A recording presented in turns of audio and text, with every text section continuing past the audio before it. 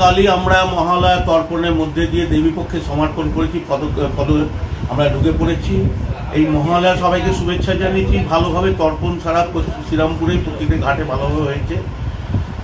আগামী শারদীয় উৎসবে ঢাক পড়ে গেছে। আমরা সবাই আনন্দে মাতোহারা, আর মা আসছেন আমাদের ঘরে।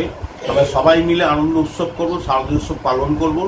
শ্রীরামপুরবাসীকে আমার শুভেচ্ছা রইল, ভালোবাসা রইল, শারদীয় শুভেচ্ছা রইল। সবাই আনন্দের সঙ্গে করুন। পৌরসভার পক্ষে যা যা করণীয় আমরা সব পদক্ষেপ গ্রহণ করেছি এবং সেভাবে আমরা কাজ করব।